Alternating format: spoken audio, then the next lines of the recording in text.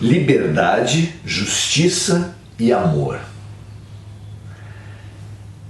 É fácil a gente perceber na história humana, no estágio da humanidade que nós vivemos, que a liberdade é um dos sonhos mais fortes, mais primitivos e mais cerceados que já existiram.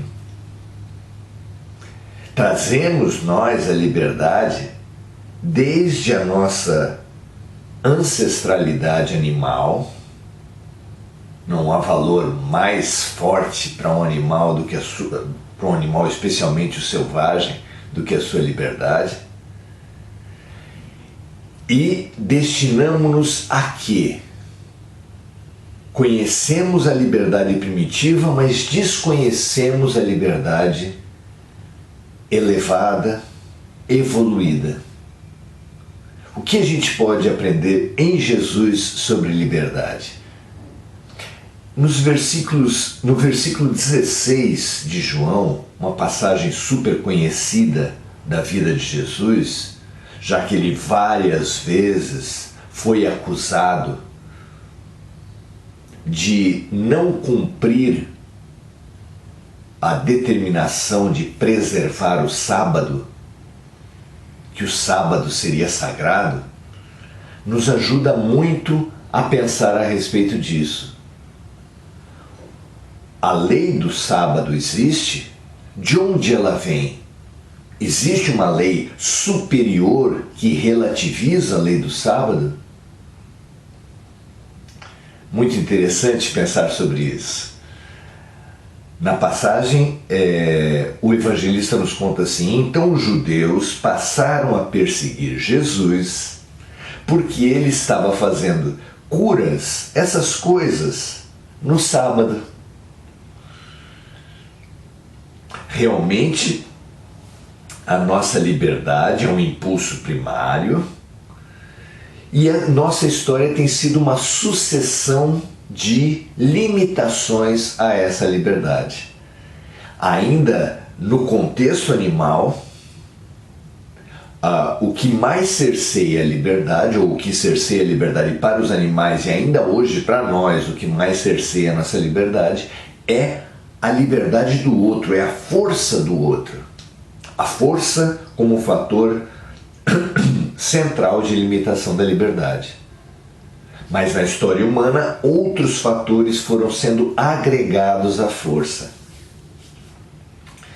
Quando a gente estava iniciando a nossa trajetória humana, saindo da trajetória animal é a força, iniciando a trajetória humana nas suas coletividades, na sua intuição universal do plano superior, do poder maior, nós fomos usando a ideia de Deus apropriada pela religião para cercear a liberdade, para colocar na boca dos deuses as normas que os homens queriam colocar.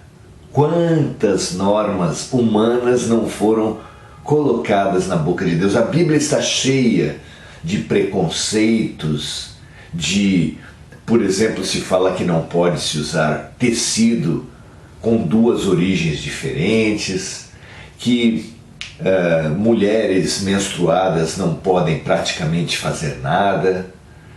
Tem inúmeras regrinhas que você percebe claramente serem humanas.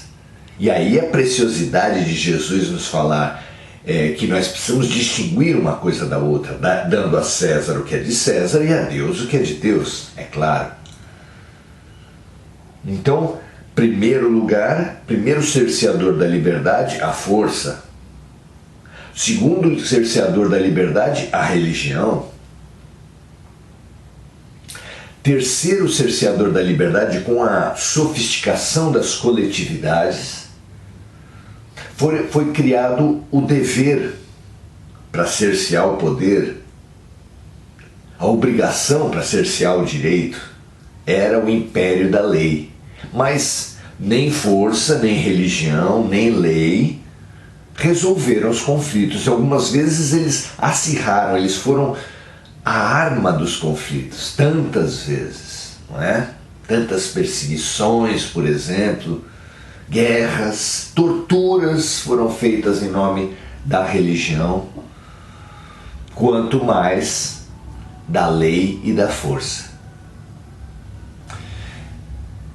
Hoje nós precisamos entender mais do que nunca uma nova força, um novo poder, uma nova lei que foi trazida há 2000 anos atrás e que nós até agora não compreendemos. A lei, disseram os espíritos Allan Kardec, aonde estão escritas as leis de Deus? E ele disse: na consciência. Qual o maior mandamento da vida? Foi perguntado para Jesus. O amor. Amar a Deus, amar o próximo, amar a si mesmo.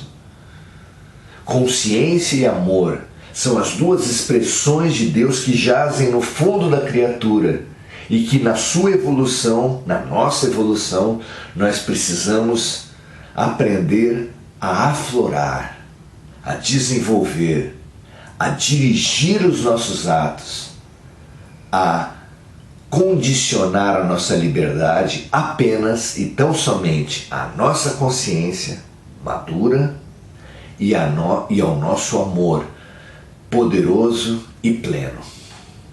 Que assim seja o quanto antes. Um grande abraço para todos nós.